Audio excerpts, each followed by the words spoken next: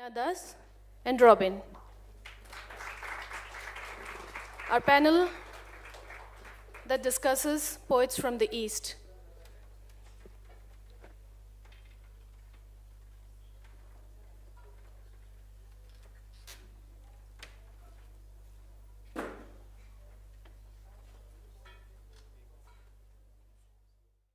We welcome you all to a discussion of poetry from the East. Now, some of you might think, why have a discussion with a specific corner of the country?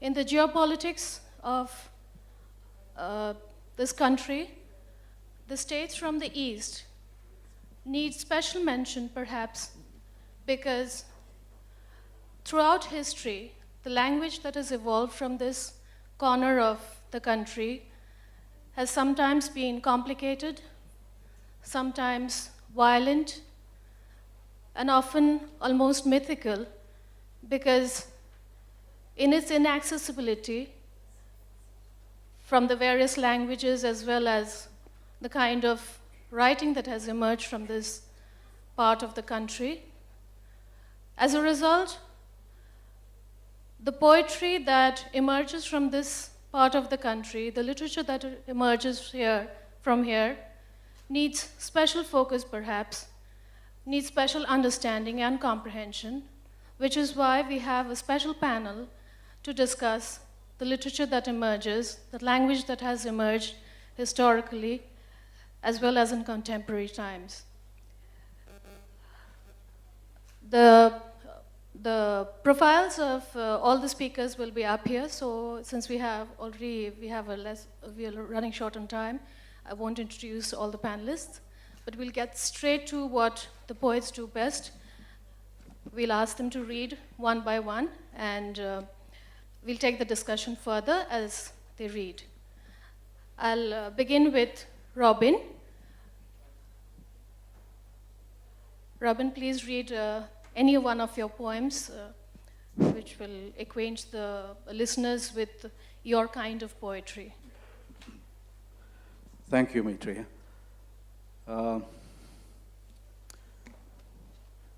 It'll be a little presumptuous, I think, of me to talk about the Northeast. Someone said that the Northeast is a state of mind. And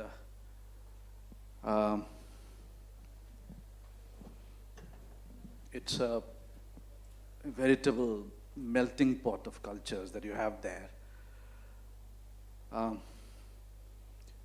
sure it's true of all the poets who are here and the rest as well who are from the Northeast that,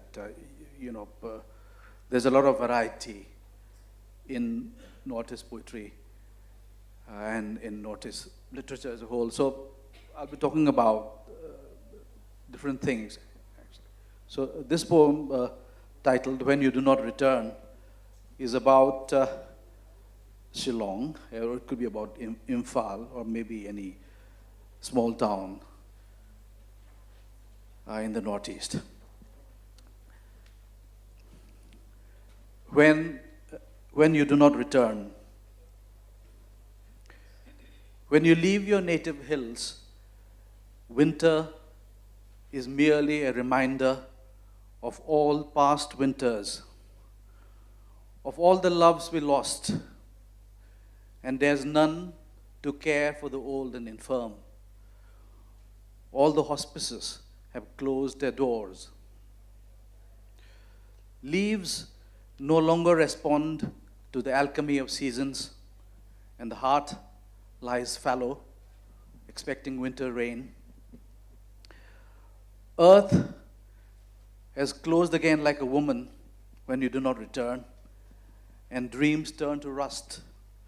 The flame and the dew cannot create art. Only lust breaks on the branches of night, and men wear hideous masks. The fragrance of the wild rose is lost, and only the flowers of the market are on sale. The poet loses his metaphors when you do not return, and he merely repeats himself in the dreadful arithmetic of the day. The world knew me as happy when you gave me your healing hand, and now ignores my grief because you left. The murmuring river is hushed as it loses its course in a sunless kingdom. When you leave your native land, messianic young men betray principles, and there's no fire in their eyes. In the streets, students shout themselves hoarse for newly arrived patriots. The right and the left have become synonymous, and citizens garland only the thieves. The man of God merely chants the sanctimonious burlesque of prayers, while the poor remain cold and naked, the preacher is warm and fed. When you do not return, dead waters breed reptiles in our minds. Gunfire reverberates in the hills, and bullets sprout from windows instead of geraniums. When you do not return, after the bloodthirsty purges, flies swarm around limp flags. The barbed wire of the day encloses us as we enter the era of the assassin. When you leave your native hills, I can only speak of lost times and of sorrow and blood. And I write these letters of winter, asking you to return again to the hills. On gray pages, I send you happiness because it has left my home. Thank you.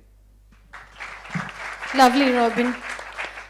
Especially like the line where you say gunfire instead of geraniums pouring forth from the windows. That's a recurrent image from the East, would you say, in contemporary times, especially when you have so much violence happening there. Yes, and I think for many of us, it's could be something to do with it has to do with subjective with responding to your subjective realities. What I mean to say is I've been called an overtly political poet, but there are many other things. But many of us are political in our poetry, and that's all right. So I have to, of course, talk about the agonizing political situation in the Northeast. But what about other things? I mean, I think I'm a slippery poet. So I have written about other things too. What about lust? Well, like you rightly said in the beginning, I mean, when we say the whole thing East, we actually club things together. But some of us don't like this whole clubbing. But at the same time, it does run in who we are, perhaps. And in the same way, some of our poetry, like the one you just read out, is also about violence, and like some of it is not about violence. So they both exist. Yes. I had a comment to make. While I was listening to your poem, Robin, I was trying to picture Shillong in my mind because that's my home. And, to give you an insight into this panel, we've been talking about home, belonging, East, Northeast. What do these words mean to us, poets? Because we deal on multiple levels, and it's not just one definitive category that we want to fit in people or ourselves. So I was also thinking of Kashmir for some reason, and especially bullets and gunfire. And the image of geraniums are probably very common to a lot of these trouble-torn hill regions where, you talk about geraniums and dahlias and those beautiful hill flowers, and then the strife and torn. And if you've been following politics, because poets do follow politics, it's pretty much a part of our life in the Northeast, East, and further away from East, whichever way you want to look, in what direction. So I was also thinking there's some universalism in those lines. How do you see them? What do you think of them yourself? Yes, I think, but it would be, if one were to identify anything universal in the lines, I think that would be for the reader actually to decide. But as I mentioned, I've been merely responding to my subjective realities, so I've written about other things too, apart from politics.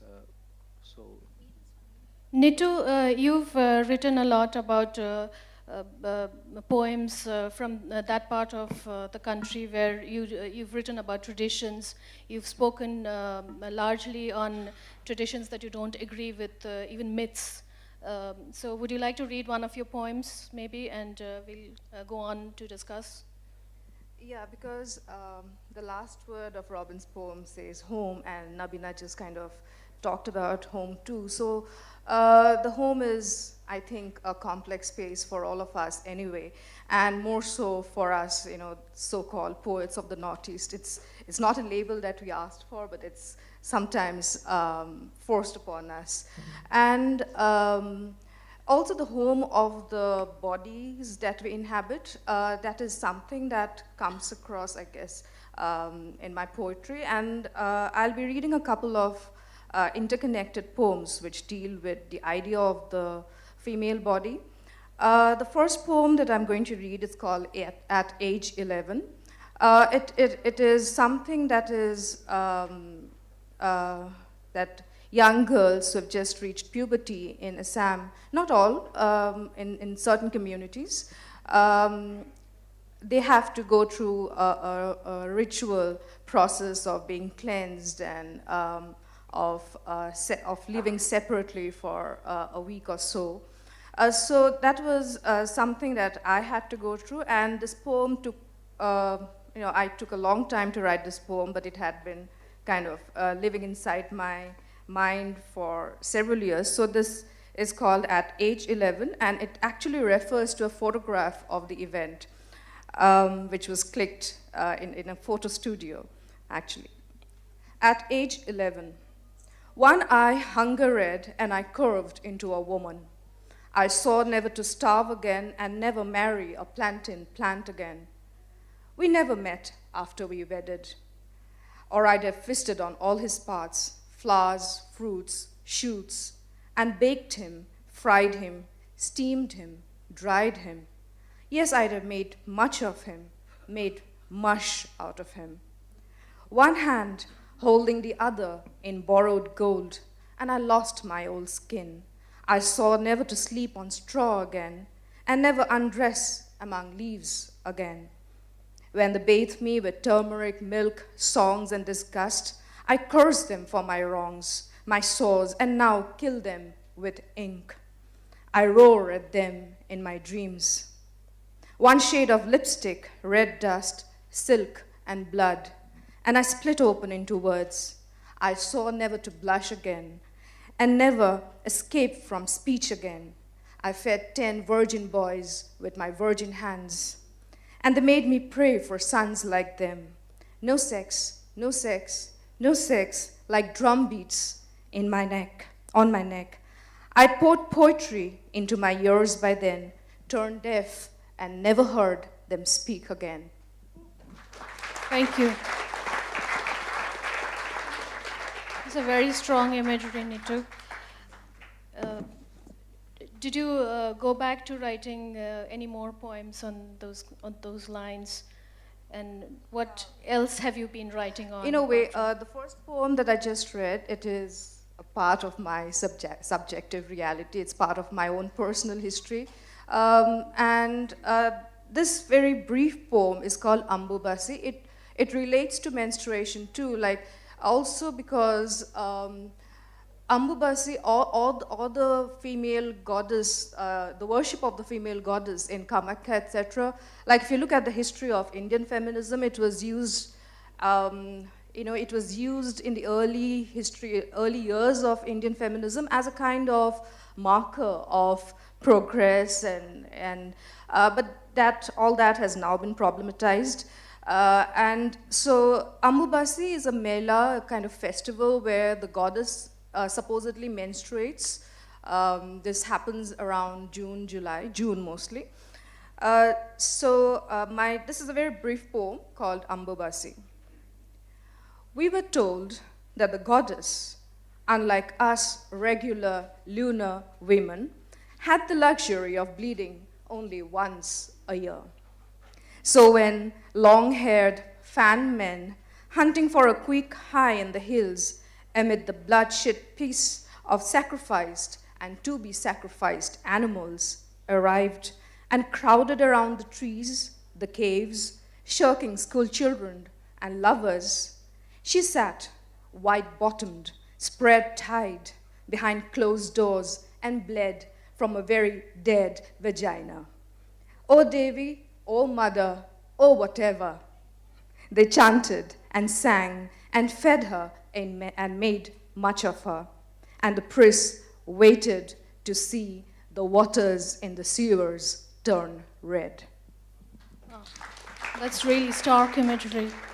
Nabina, I'll come to you. I know you've been influenced by a lot of the oral traditions that govern the eastern parts of the country, and you've been governed by traditions that are both in some in Bengali, some in Assamese, and the rest of the East. Will you read out a poem that kind of covers that, or? Yeah, I'll read a couple of poems. So the keywords I've got. First, we started with home, then the body, blood, women's body, feminism, and CP is not here, known as anti-feminist. So I want to read this poem out to him later on if he's not here, though. I've been influenced by folklore, stories, oral tradition, because I've grown up with them kind of organically. And being in a bilingual situation where I have, I'm a Guwahati girl from Assam, but I'm also part Bengali, and I have partition generation parents. So there are various kinds of stories that have been handed down to me. So I've been always fascinated by this one folk character from Assamese folklore called Tejimola. And Tejimola, I don't know what it means, but Tej or Tej is actually blood in Assamese. So to continue the blood discussion, so I'm going to read about Tejimola in a new light. She is killed repeatedly by her stepmother, and she reincarnates back in different forms. The story of Tejimola is a folklore in Assam, where little children have also grown up to this folklore, and Nabina's take is, of course, a slightly different variant of the same folklore. Yeah, I'm kind of imagining Tejimola as maybe you'd like to say a little bit about what Tejimola, the folklore, was about. Yeah, it's the story that you just mentioned, that she was killed with a pestle, rice mortar. She was killed, chopped, and then she was drowned. And she came back as a flower, as a fruit, as different forms in nature, and this probably just shows the indomitable character in the femininity that we are talking about, the feminine identity. It doesn't have to be on only blood and vagina and menstruation, but that's very much a part of it. So Tejimola, she was a mere girl when she was subjected to this oppression. And I see her as a metaphor for oppression to the downtrodden, the underprivileged everywhere. And somehow this folk story means a lot to me like that. So I'm just going to read the poem and you decide what you think about it. The title of the poem is Tejimola Live. It can be read as Tejimola Live also. They say she had walked the path of 100 algae, the path of 200 nights of limb-breaking, rice-pounding pestle, the path of 500 miles of shackles that later turned flowers. Later is a word that was cowering in the shade under the cowshed, niddling through the haystack blades. Later, mumble later, oh father, oh mother, who isn't? The flowers later turned into questions in bunches that all girls ask. Tejimola says, Tej is my name. It is blood, the color of a gash.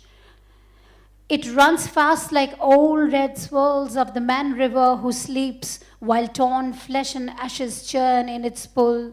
Tej is where mangled little girls are bound with silent names and no love. Oh father, oh mother, who isn't? Look at me, look at me. I am the orange, I am the pumpkin. The red, I can't see very well. The red, the seeds of desire and folly. Look at me and see where the bloom is, the plum and the soil warmth of my cheeks. Find me floating in your prohibited dreams, your seamless hatred and the lotus that lusts. What's love? What's union? What's the binding of flesh, dear father, dear stepmother? What's the longing that lingers on a hope that this blood girl will live long, long, long, very long? Thank you. Thank you. That's great.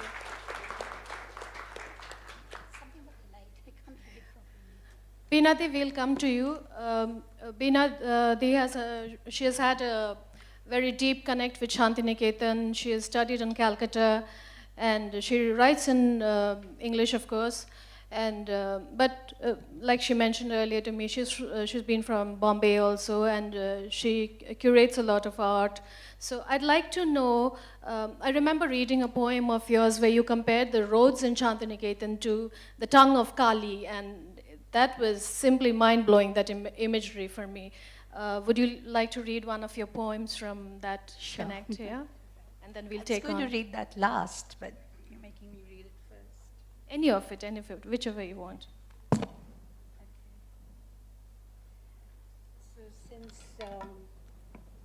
since you want it first, I shall read it first. Thank you. So I had written 2 poems on Shantiniketan, but I shall read for you the one I wanted to read last. This is Shantiniketan 1. In the still night of Shantiniketan, a red road rolls out, astonished, like Kali's tongue. You look at the imagery here; it's so powerful. And if you're familiar with that part of Bengal, you know why the tongue is like Kali's. The mud is red; it's blood red, and so the similarity with Kali. Actually, all my poems are very, very small. I condense all my thoughts into a few lines. But I think I was telling you, since we're talking about the Northeast, and Mizoram is not represented here, nor is Nagaland, I thought to pay tribute to Nagaland and Mizoram. Can I read just a few lines? Yes, of course. That would be lovely. From poets from there who are not here. Why not? Why not? Okay. We're all about collaborating. And then we'll go back to Kolkata and Shantiniketan. So this is a poet called Mona Lisa Chankija. Yeah. Not Be Dead, this poem was written with the journalist community of Nagaland in mind in the backdrop of the assassination of Chalikevichusa, editor of Ura Mail on 23rd September 1992. The poet declares that nothing can deter her from freely speaking out her mind. I'm just reading a few lines from the poem because we just have half an hour. If tomorrow my body is riddled with bullets, I shall not be dead, nor will I be defeated and silenced. That's a tribute to. Thank you. Mizoram, we have again a Mona Zote. Yeah, she's really good. So again, it's a small verse from her poem. Thin-skinned October, with its cold religious air, eyes of coal, veins of ice, and the dark enfolded insects. Go to sleep, insects, go to sleep. O Allah, she thinks of Jesu, when out of the honeycomb of right, church drums busily advertise the high percentage of faith. Thank you. I'm so glad you read out from poets from Manipur and from Mizoram. It's in Nagaland. It's timely that it's just a couple of a week or two back that Iram Sharmila declared that her fast would be over, and her fast that she was doing against the AFSPA and the humanization of AFSPA. And it's rather timely that we read from poets who have spoken so vividly, so strongly against all sorts of oppression, against all sorts of terrorism, against all sorts of violence, in all aspects of life that have governed the East or that entire geopolitical sphere. I'd like to go back to Robin, and Robin, I'd like you to read another poem, please. I'm sure instead of talking, the readers, those who are sitting here would like to hear the poets read more. This is a poem which is completely different from the one that I read. It talks mostly about, I think, the corruption which is endemic to all the states of the Northeast. But it talks about corruption of relationship, and maybe about even my own corruption. It's titled Curses. When the world had its satisfaction after men and women cursed me, I wished these misfortunes upon some in return, realizing they cannot be called back. Think of the malediction of a God which cannot be undone. Consider the spectacle of men and women who could become divinities but earned calamity by merely being villainous. Think of sputum flung from a tongue. I name you first, savior of my homeland and murderer of women and children. May the acrid smell of gunpowder and decomposing corpses never leave your nose. You who lace our vegetables and fish with poison, may your intestines secrete when corroded by acidic juices.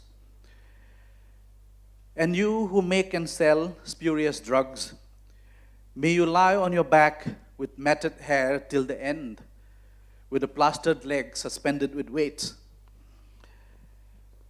As for you, physician, who collect from human pain, may uncontrollable tremors strike your hand and neck whenever you write a prescription.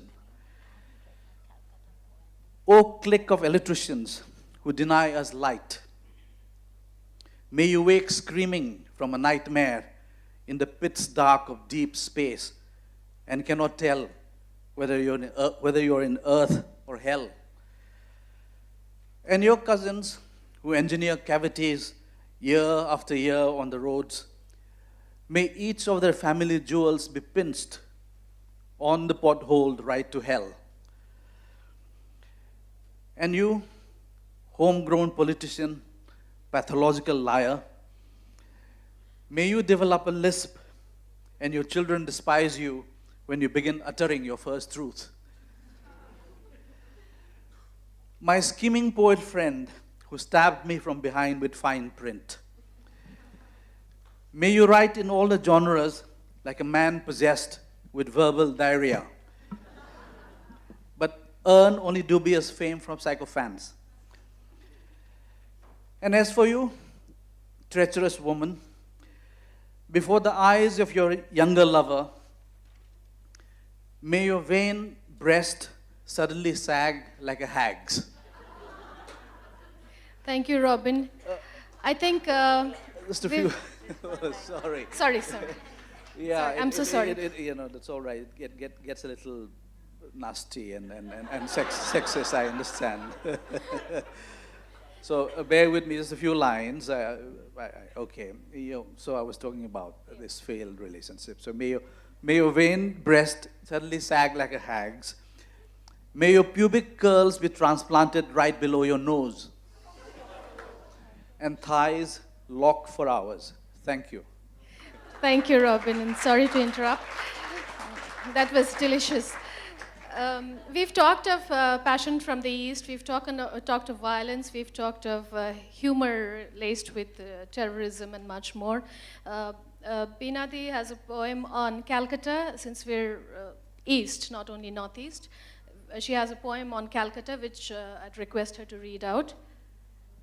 Yes, I'm from the coffee house 6771 coffee house conspiracies of Calcutta, the Nakshal period. But when I go back to Calcutta now, I'm really disappointed. So this is my retrospective feeling. Calcutta. A green field yawns between a sleeping river and an arguing city that once cradled an uncertain youth, which was mine, mapping new horizons on old streets housed by yellow walls that spoke of comfort in disrepair, where trams trundled with my breath in rhythm with Kafka, Camus, and Sartre, and the bare feet of a rickshawala etched footprints on my skin, as epiphanies became searchlights seeking worlds beyond the grid. Today, the yellowed walls have morphed from refined decadence to plastic malls, and arrogant speedways snake into my arteries with asphalt, cement, and a cacophony of Bollywood songs. Thank you. Wow.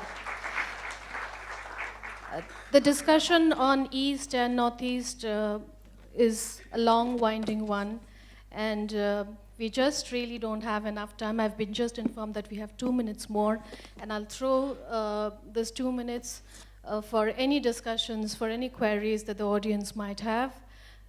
Yes, please.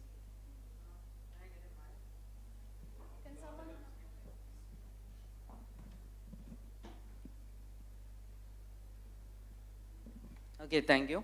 So we have had a really good discussion. My question, I'll come to the point. The thing is that if we are writing from a geographical location or like from an ethnicity that has some identity issues with the majority, or maybe like the majority is not just ready to accept it. So at a point, like when you are trying to express ourselves, we are at a loss of words.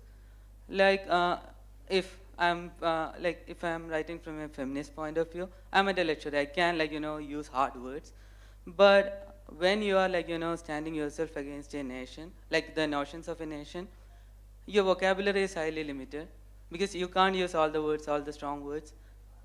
And when you are writing about your own ethnicity, you will have to consider the part, the strata of the society you come from. So these are when you are trying to express yourself on a paper, how does this affect you? You can't use all the words you have, and even when you are writing down, you have to look at yourself and see I'm from this strata of the society in my own ethnicity. I can't write about authoritatively about the ethnicity or I'm writing about. So this is addressed at the panel. So how do you deal with this crisis? Or do you think that such a crisis? I think that's a long drawn question. We'll just cut it short and try and answer whatever we understood of that. Would anyone of you?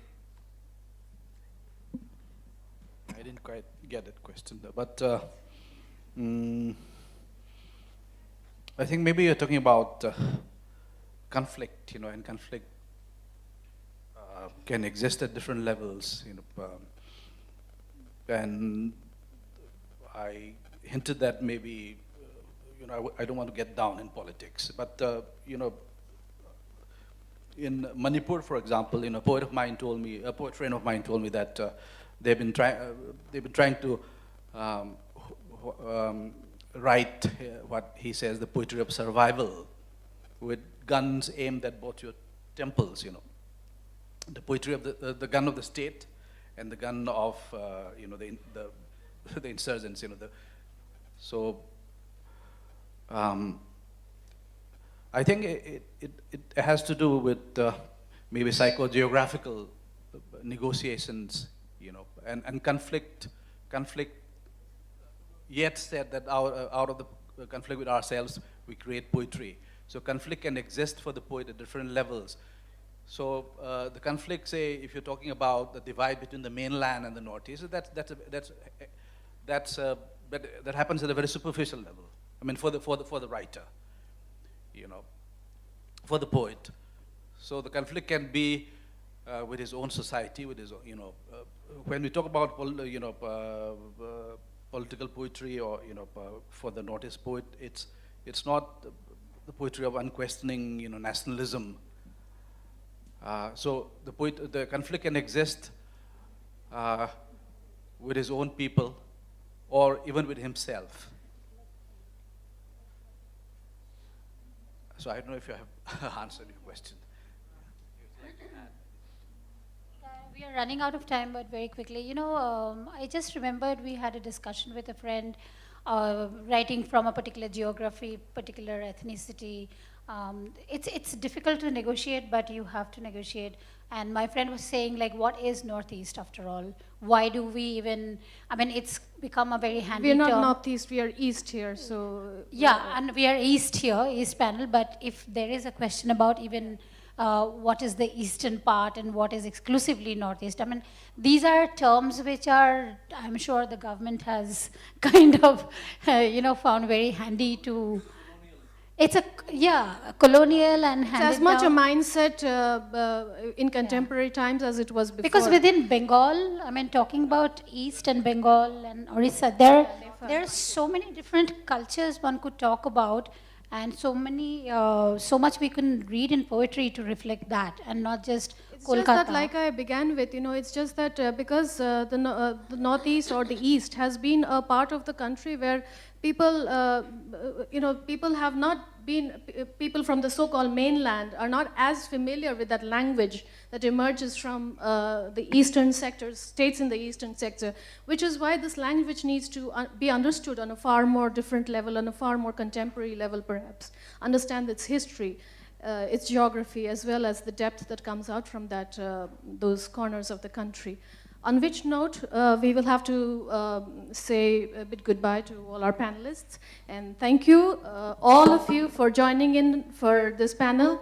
I've had a great time, as I hope my panelists have had. We hope to have another session, another time somewhere else where all of you can join in and we can have a longer discussion. Thank you, thank you.